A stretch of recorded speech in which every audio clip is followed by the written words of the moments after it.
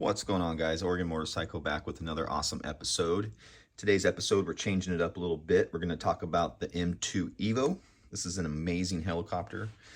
Some of you guys know I fly helicopters. You can set it right here, Chris. We'll take Off the tarmac.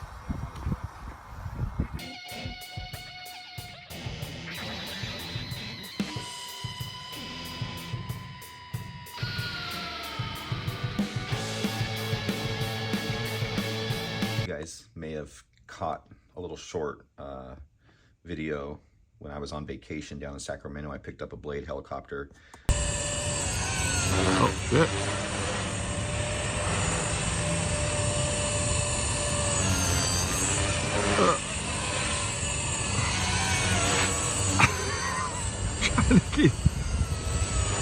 trying to keep up with it is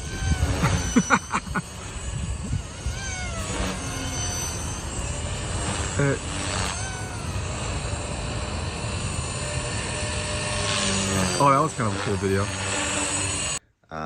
Yeah, we might talk about that later, but today we're talking about the M2 Evo. This is an amazing machine. I can't believe how well this helicopter flies.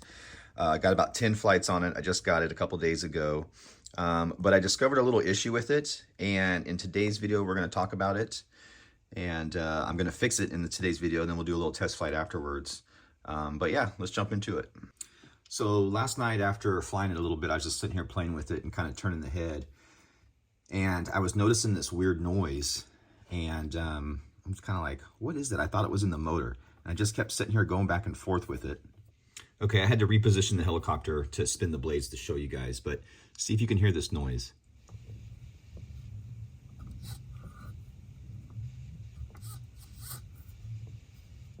Okay, so when I was spinning it on the bench last night, it didn't really sound like it sounds. The sound right now is kind of obvious. Okay, quit doing it again. What it is if you guys watch this servo horn right here, it's the sound of the servo moving when you spin the head, which is kind of crazy. And the reason it's doing that is because these ball links right here, okay, these are so tight on this helicopter. I mean, you can hardly spin them here with your fingers. That's how tight they are. They're so tight, they're keeping the head so stiff that as you go around, it wants to move the servo instead of allowing the slack or slop, not slop, but allowing the head to move. It'll move the servo down because there's so much tension on these ball links. Now, back in the day when we would build helicopters, sizing ball links was kind of part of the game. And I looked on YouTube, and I couldn't find one video about this on this helicopter, and that's why I'm making the video. So maybe people getting their helicopter out of the box will do this mod, and maybe it'll fly better. I know it's going to be easier. It's going to be less strain on the servos while it's flying. So in turn, it should fly better. Will it be noticeable? I don't know. This helicopter flies so good as it is. It's just amazing. This helicopter feels more like a 450 or 500 size helicopter when you're flying it. It's amazing. And I've had a bunch of micro helicopters. I've had 2 T-Rex 250s. I've had, I think, 3 130Xs, a bunch of nanos and all that crap. So yeah, I've never flown a helicopter that flies this well for this size. So we're going to pop these off right now, and I'm going to show you the trick, the old school trick that we use back in the day to size ball links. And yeah, we'll see how it goes. Oh, one more thing. If you guys notice in the stock photos on this helicopter, all the photos that I found, it doesn't show these ball links on the head. It actually shows the type of links that are on the servos here that are adjustable. And we're gonna look in our box right now with our extra parts, and you'll see that they actually came, I believe, with enough to build 2 links, so you guys can replace these. And I don't know if those are stiff too, but let's take a look at all of it right now. So this is the awesome box that it comes in. Comes with this carrying case, a little blade holder and whatnot. This is my tool. I added it to it. It does not come with that tool.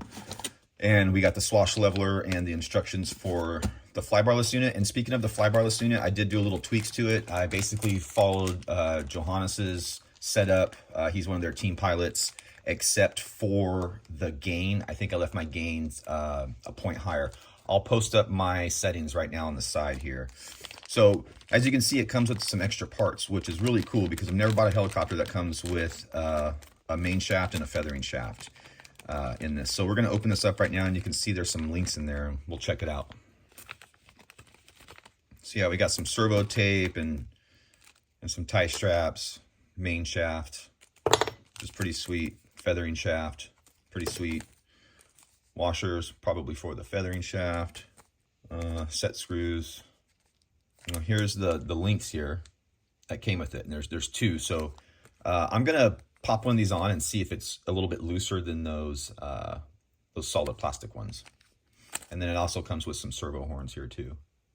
All right, guys, I got one of these links popped off, and man, it was a pain in the butt because they're so tight. You can see how tight they are. I mean, that's pretty insane. You don't want something that tight on here.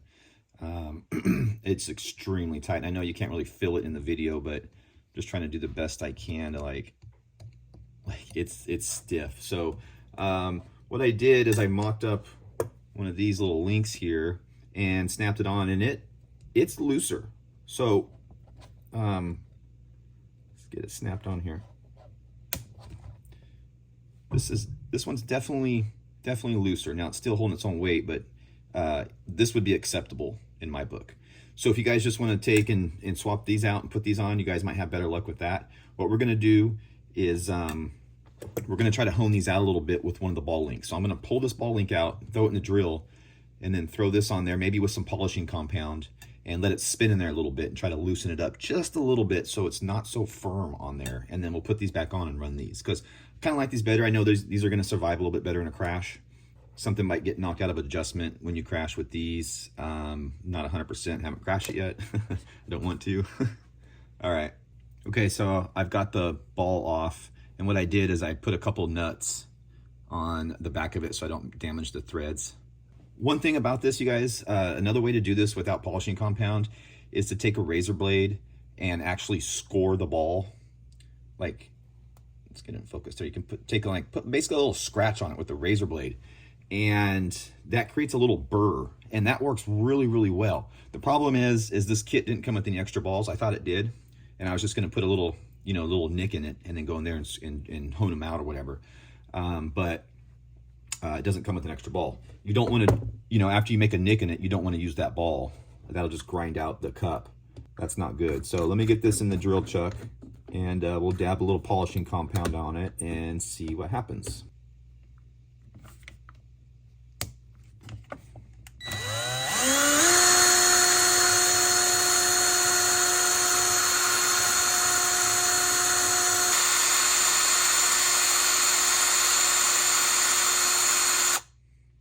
You can actually feel it start to loosen up a little bit. Make sure and get all the polishing compound out. Yeah, so I just got the other side popped off, and this on the lower swash, my God, it is just so tight. Crazy tight. So I'm gonna get this side honed out now. So if you look closely, you can see the fine black particles in there. So we did take off a little bit of plastic there or whatever. So yeah, you can kind of see it there. One of them I had to do a little bit longer because it was just tighter than the other ones. So we'll get these snapped back on. It's definite improvement. So I already got this side snapped back on, and I can move these back and forth now with my finger. I don't know if you guys can see that. So before I could not do that. I mean, I had to really pry on them just to get them to like slide around a little bit, which was, like I said, it's just too tight, especially for these little tiny micro servos like this. All right, get this ball link installed. Don't forget to use a little bit of Loctite. General rule of thumb on RC helicopters is everything metal to metal gets Loctite, and everything metal to plastic gets super glue. And that's kind of been my general rule of thumb. Super glue is not permanent, and neither is Loctite. Nice and snug. There is an inside and outside on these, you guys. So one side will be bigger, one side will be smaller, the hole. Make sure the bigger side of the hole goes towards the ball. See, it's still stiff, okay? But it's not near as stiff. So it's not like you guys are gonna do this and these things are gonna fly off. It's just, I think they're just a little tight from the factory. And in fact, you guys, like I said earlier, if you don't wanna go through this process, just size these up to the exact length of these and throw these on. And then you'll probably, you know, not have to do that because these were looser. Not like loose, but they were a lot looser than these come factory. The thing with these, you guys, like if you have a little spill or a little tip over, these threads didn't feel all that tight. But if you guys don't get these exactly the same length, you're going to have blade tracking issues. So then you're going to have to track the helicopter. It's just more tuning. So these actually eliminate a little bit of the tuning, and they're probably more robust in a crash.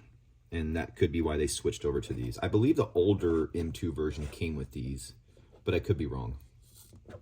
Maybe the Explorer, I'm not sure. Okay, we're all snapped in. And yeah, on this side too, now I can move the link now with my finger instead of trying to dig my fingernail in there and pry it over like I had to before. So yeah, I can almost just turn it with my finger like that now. So that's great. The head should be a lot easier to move now for the servos, and we won't get any weird noises when we're turning this thing. Try to replicate it again and see. But yeah, I'm not getting any servo pushback now. Try different.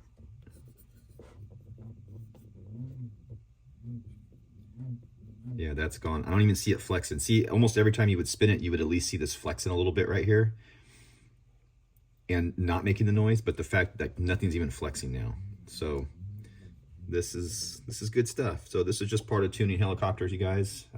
Little things like this, you know, all the little details will help the helicopter fly better and whatnot. So let's go outside for a test fly, see how she does.